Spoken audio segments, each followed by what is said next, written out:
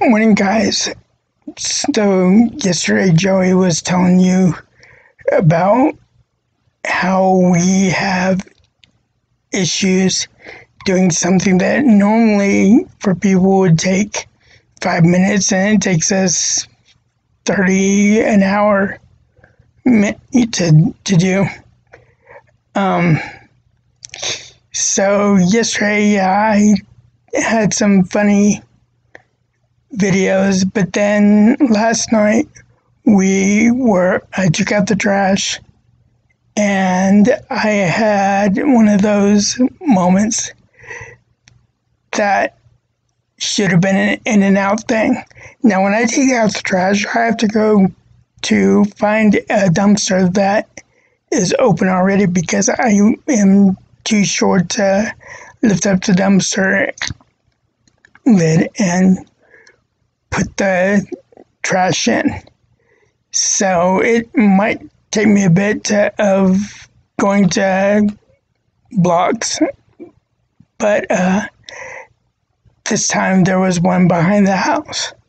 So it was a pretty full bag, so I took out the box that was there because I figured that would automatically fall out. And that went in okay. So then I went to swing the bag over, and I got it on the edge of the dumpster, but it got top heavy and proceeded to fall on my control, which I had shut off. So that was okay. I didn't go anywhere. However, and I thought it would stay, but in the end it didn't, and it fell on the ground. Well,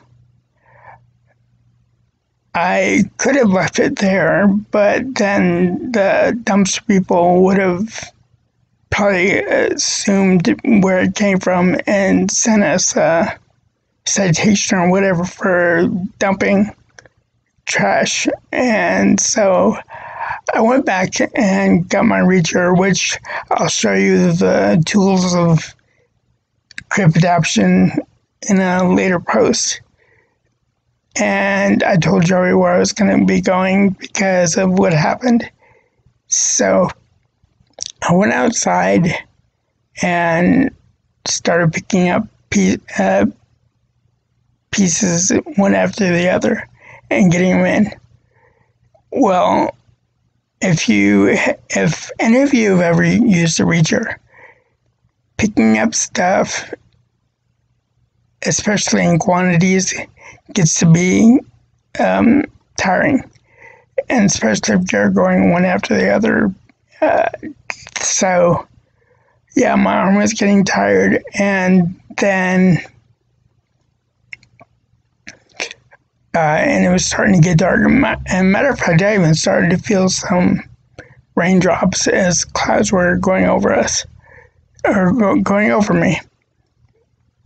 And so I'm steady doing this, hoping I can get to a point where I can get the bag loops and get them together and just hoist it into the dumpster. Well, I didn't realize exactly how heavy a small bag was until you have all the crap that we accumulate. And so I had to go one after the other, one after the other, one after the other. When it was all said and done, this thing took an hour and a half before I could get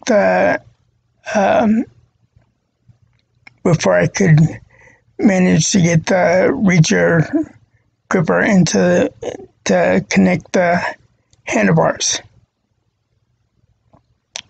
And then I had to use my fourth hand, which is my mouth, See, we have Crips like Joey and I. We have four hands. We have our good hand and what we call our Crippy hand, which is our weaker hand. And then we have our reacher. And then we have our mouth. And so I picked up the bag with my good hand in the reacher and then managed to get the handle of the reacher in my mouth while still holding the reacher closed. And I used my mouth to lift it because, it's heard that your mouth is your strongest muscle. So I did that, and it took me a few tries, carefully moving my chair closer to the dumpster before I could do it. And little beknownst to me, I'm working so damn hard that I didn't hear Joey texting me to find out where the hell I was. I told her where I was going to be, but she didn't know that I was going to be out there for an hour and a half. And she trusts me, but she worries about me if I'm longer than what I've said. I've done this before, and so I got a mouthful when I got home. But it's just, why do things have to be so hard when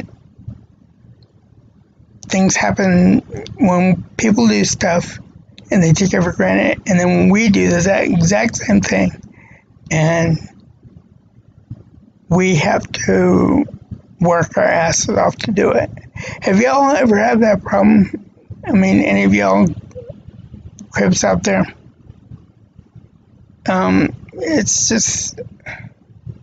It's frustrating, and it gives you that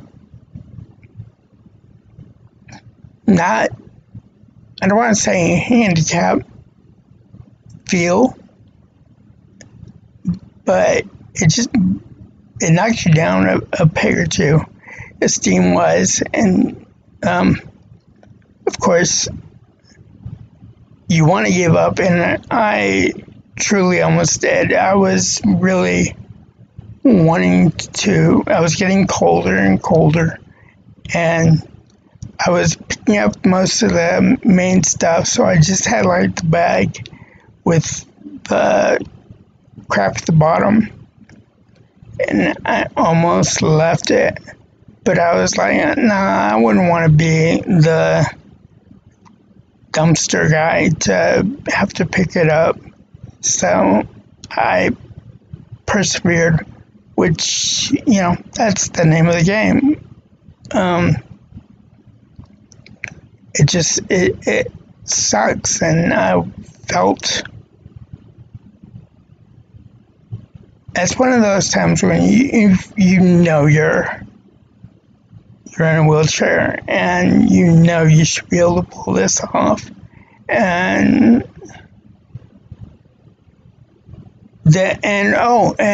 also when it's frustrating because our dumpster is at the end of the alley and we're on a main street, and so there were hundreds of cars going by, and of course none of them looked my way, and so it's just like, oh my God, really? But I don't know. I guess I guess Joey and I would be the exception to the rule. We would see somebody fighting to do something and at least ask them. And I know some people have done that for other people in wheelchairs and gotten burned. You know, they get yelled at for trying to be nice and help and say, and the person will say, no, I don't need no damn help or whatever. And I've actually had that happen. This will be a twofer for y'all. I was going to the pharmacy and I had to get the bus across the street. And it's a busy street in our city, and we were, and I was going across, no big deal. And when I was cutting across a parking lot like I normally do to get places, I saw this old man in a wheelchair, and he's going in a manual chair, and he's going along. He's got his pack and whatnot, and I'm pretty sure he's a homeless dude. But I'm like, well, I'm in my electric wheelchair, and I can give him a lift for wherever he wants to go. So I come up to him and I'm just like, sir, can I help you get wherever you're going? And he looks at me and he's like, how the hell are you going to help me? And I'm like, I was just wanting to ask you if you needed a little help.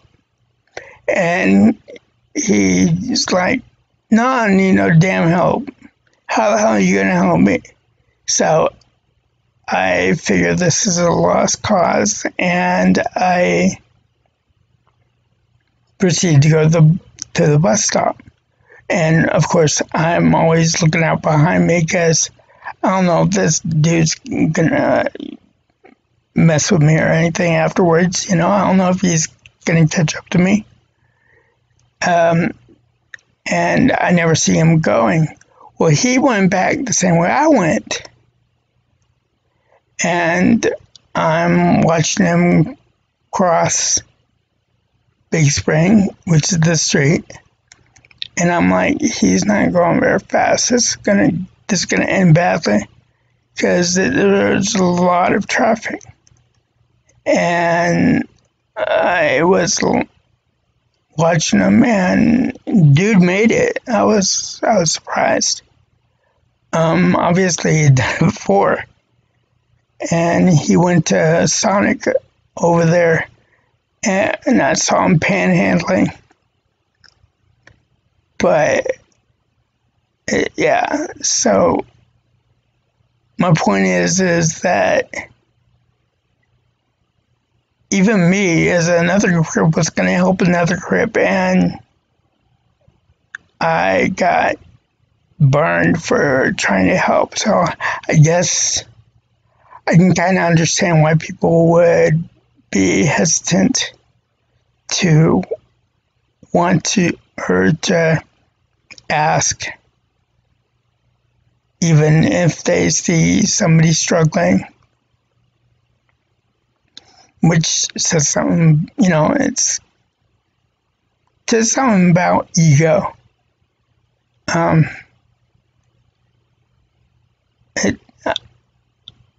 I know I've got some ego, and I hate to not be able to do something once I set out to do it, hence staying out there for an hour and a half yesterday to pick up trash that I could have easily just left.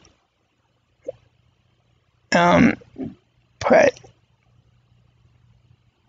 when somebody with a good heart asks you for help or asks you to help them, or you want to help them, it's probably a good idea to take them up on it. It's not a sign of weakness. Being nice is not a sign of weakness. We all say people are pussies and whatnot for being nice. Especially in this day and age, everybody is got to be hardcore or, I have a saying that their world ends at the tip of their nose. And it's sad. It's sad that we have that mentality these days. But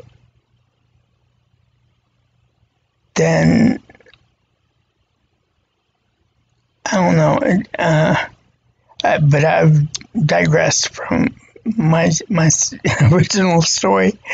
Just being that we as Crips want to be as good as, say, our able-bodied people, and I'm not ragging on able-bodied people by any means. I mean, I am, aside from my brother, who also had spina bifida, everybody else in my family is able-bodied. I guess that's why I grew up the way I did, was we didn't have that poor me mentality. We weren't given that choice. It was, you do it. You work with what you have and you make it work.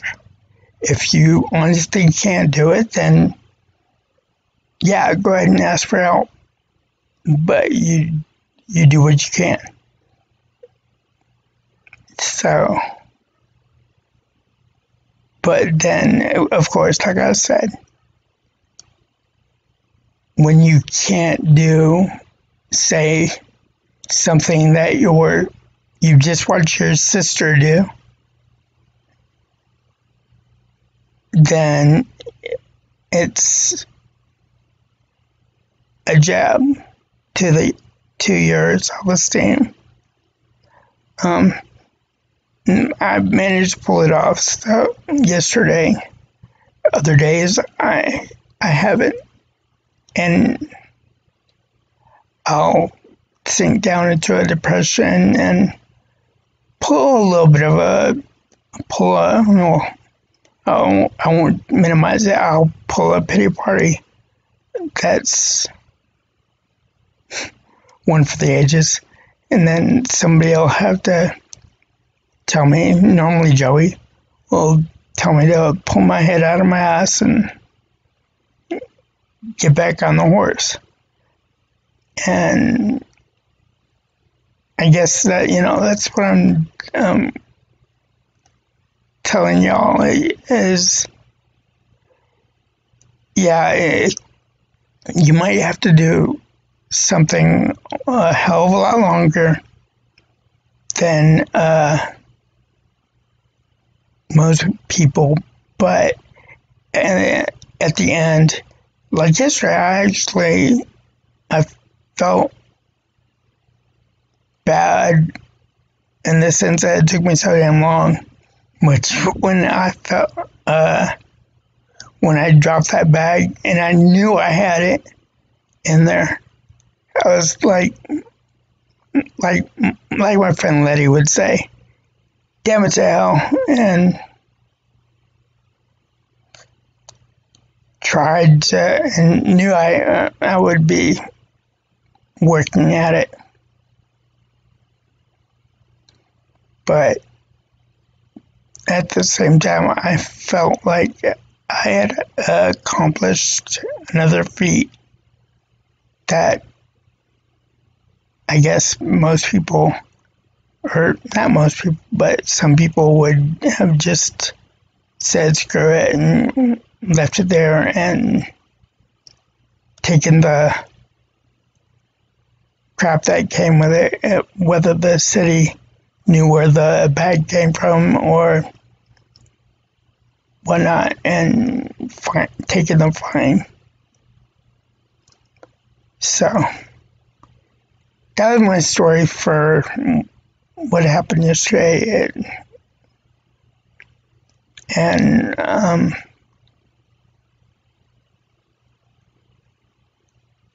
just know that if that kind of situation has ever happened to you, that you're not alone, man. Everything that we put on here, we do it because we know that there are other people that have gone through it, and they might not know people, other Crips, and you're just not alone. So I'm going to sign off here, and y'all have a good day and be good to each other. Holla.